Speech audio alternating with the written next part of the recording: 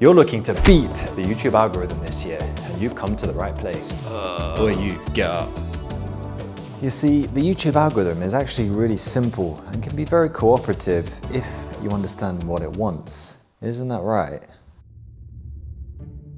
You see, before I started studying the YouTube algorithm, I had one burning question on my mind that I needed answering, and that was, what does YouTube actually want from creators? And after sifting through hours of nonsensical gurus who have no idea what they're talking about, I realized there were no secrets, no shortcuts, and the answer was painfully simple. But that annoying statement just opened up more questions, so I had to take matters into my own hands. So you're gonna have to give me something that's gonna help my channel here. Show me what it takes to beat you.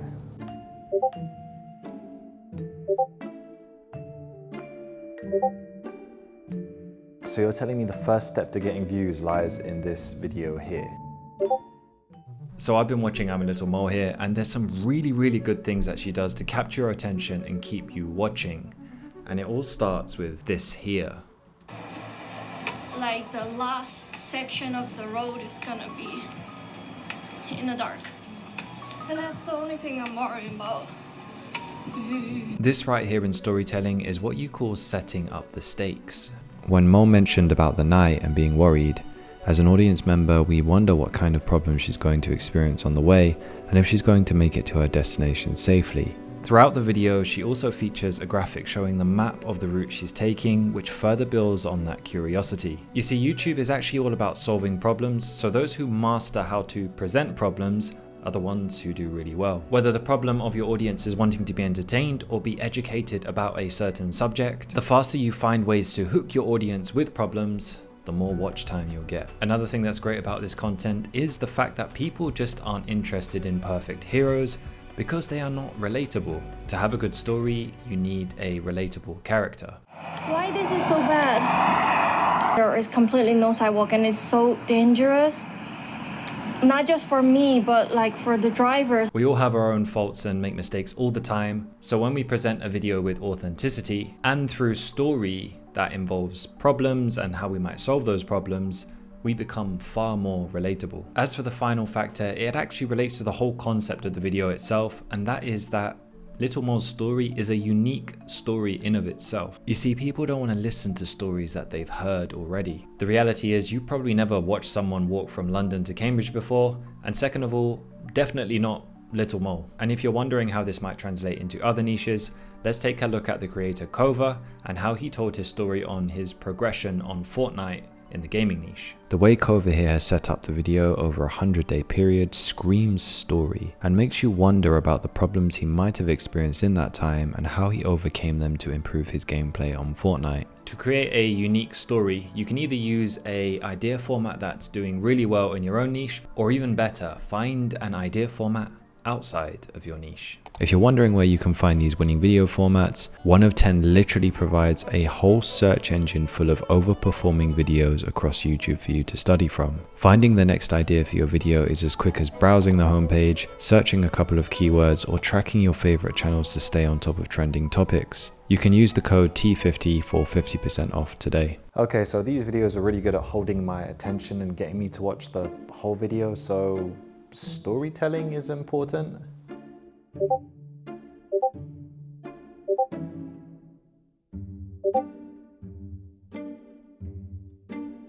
Okay, so storytelling clearly has a massive influence on increasing viewer session watch time. But how do I come up with good ideas in the first place? Are you trying to tell me something?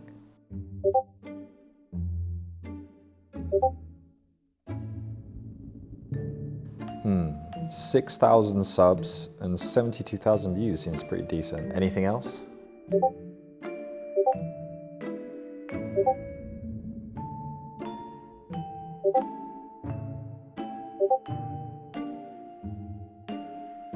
Okay, so I've got 3 videos here to look at and make boring. First, let's tackle old versus new, outdated tech I still use in 2024. So this video is basically a journey of looking at old tech that still holds up today. If I were to completely ruin the packaging of this, I'd go with something like reviewing some old tech that I use, with a boring picture of some of the tech bunched together on the thumbnail. Yeah, that sucks. Next up, we've got why you understand English but can't speak it, a step-by-step action plan to solve it, which is obviously a video about improving English speaking skills. So to borify this, I'm gonna go with a straightforward how to improve your English speaking. Finally, we have can I survive 4 days in the winter forest? Camping in heavy snow, building a shelter. I went camping and it was cold. Yep, that sucks all the life out of that title. Okay, Mr. Algorithm, your task is now complete. I don't know that you can have an idea and present it in 2 different ways, one more interesting than the other.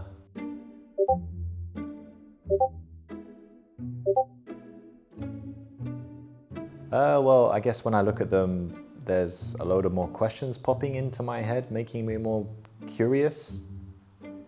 Curiosity.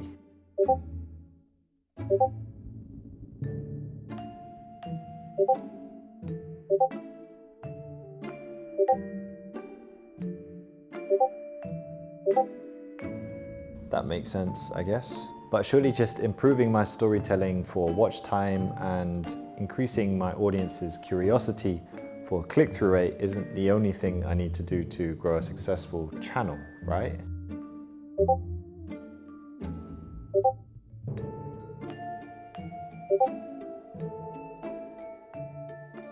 So for all of the YouTubers we've looked at so far, there's a few things that really stick out aside from what we've looked at so far. First is relating to audience. When making a really good YouTube video, you need to understand what your audience's persona is. Basically understanding what your audience thinks and what they do on YouTube as a platform. It's clear that the creators we've looked at so far can really pinpoint the pain points and maybe lots of questions that their audiences might have to attract attention to their videos. This can come from being really passionate or knowledgeable about a subject, which essentially allows you to put yourself in your audience's shoes. David's language video is the most obvious example of this because he knows there's a massive audience out there who can maybe understand English well, but their speaking skills suck. So it's actually best to stop obsessing over the YouTube algorithm and start obsessing over your audience. Secondly is the fact that creating and uploading videos consistently is a massive part of the learning process, but the more you do early on, the better. It's really hard to understand what an audience wants when you don't exactly have one yet. So the only thing that makes sense is to actually just put out loads of content so that you have some data to work with. This can vary amongst different types of content, but about a video a week for a year is a great start because that gives you 52 sources of data to work from. It's also completely worthless to worry too much about the data early on, especially when you've got like less than 10 or 15 uploads. Oh, so this whole time you've actually wanted to work with me rather than against me, huh?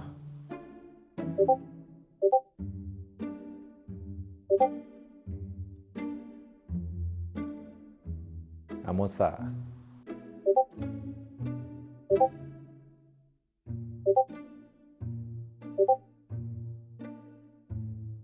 So I need to do the same with my YouTube videos.